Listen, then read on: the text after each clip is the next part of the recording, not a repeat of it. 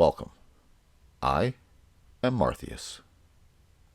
Why is there no telescope on the moon? The Apollo missions brought golf clubs and a rover to the moon, but no telescope? I thought that people at NASA were supposed to be interested in astronomy. Why did Neil Armstrong rarely give an on-camera interview? Why have we never been back to the moon?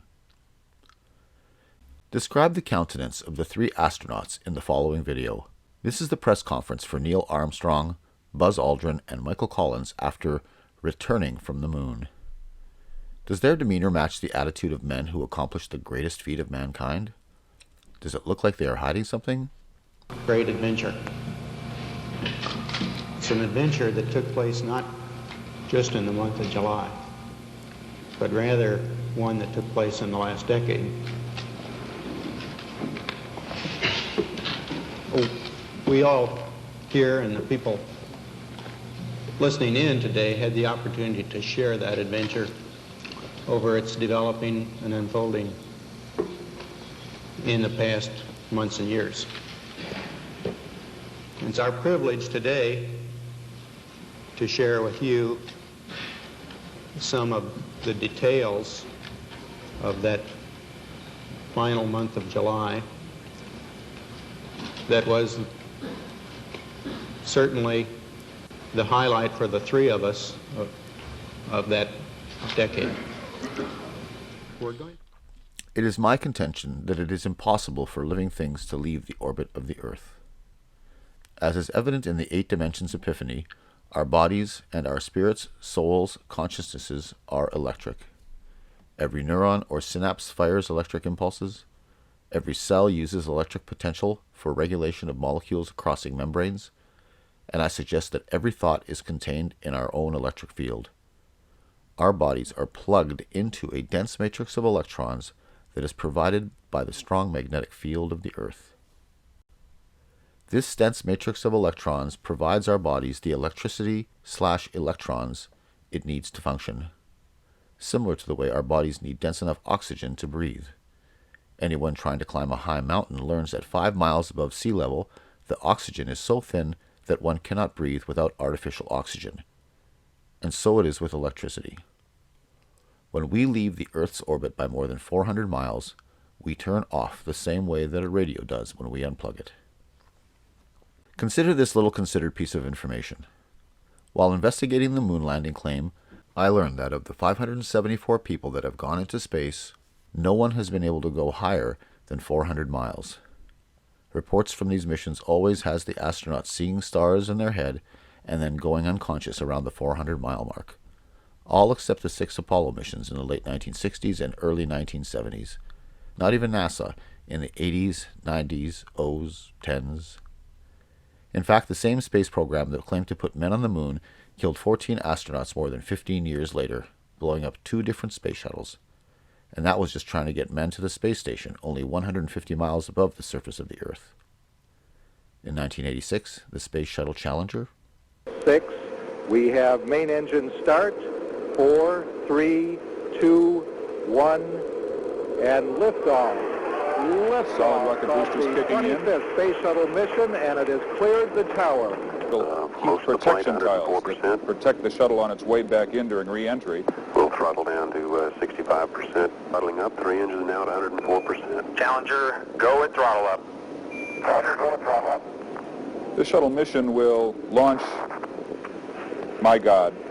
1 minute 15. There's been an explosion. Velocity 2,900 feet per second, altitude 9 nautical miles, downrange distance 7 nautical miles. This is not standard. This is not something that is planned, of course. In 2003, the Space Shuttle Columbia. Go for main engine start. 5,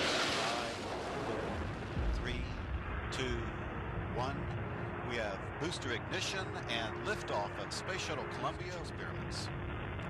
National research mission finally underway.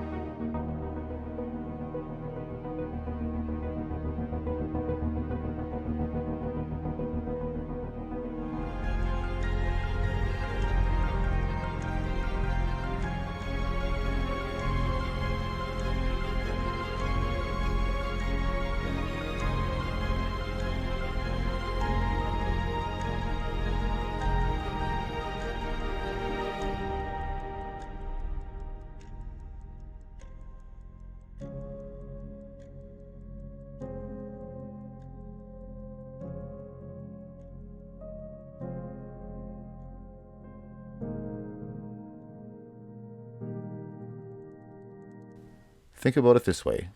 If the Earth were the size of a basketball, no living creature has ever been more than 1 inch off of that basketball, except for the men who were on the 6 Apollo missions. Those men shattered the record. Not only did they fly more than 1 inch off the basketball, but flew 30 basketballs into deep space, orbited a grapefruit, the moon, landed a moonlander on the surface with a moon buggy and golf clubs but no telescope, and goofed around. Then they got back in the lander, blasted off from the surface of the moon, and docked with the main ship, flew 30 basketballs back to Earth, orbited the Earth, and landed safely in the ocean 6 times without incident. And they did all of this with the technology of today's modern car batteries. And people think I am gullible. It is worth noting that the Russians were far ahead in the space race at this time. They launched the first satellite, the first animal in space, the first man in space. They tried to go above the 400-mile limit, but they couldn't. They just shut off. There is so much more to say about the ridiculousness of the moon landing claim. I highly recommend watching A Funny Thing Happened on the Way to the Moon by Bart Sabrell for a deeper insight into this topic. P.S. Stanley Kubrick created the footage that was broadcast to the world as man walks on the moon. P.P.S. Consider the story of Gus Grissom, American war veteran and astronaut who was intended to be the first man on the moon. As a mechanical engineer, he saw the ineptness of NASA and became a vocal critic of the moon missions. He died in a fire on a test launch exercise that was on the ground. Virgil Gus Grissom was selected as one of the original 7 astronauts. A family man and a veteran of several space flights, he was a national hero and was likely to be the first man to walk on the moon. But Grissom was also an outspoken critic of the space program and was quoted as saying, "Someone's going to get killed." On January 27, 1967, 2 years before the first moon landing, Grissom and his crew boarded the Apollo 1 capsule for a full-scale simulation. The problems began almost immediately. First, the capsule's communication systems failed. You copy? No, I didn't read you, Chuck, at all. I can't read you, Chuck. You want to try the phone? Hey, how do I get the moon? We can't talk between 3 buildings. I can't hear us on your way. Suddenly, the capsule burst into flames with the astronauts sealed inside.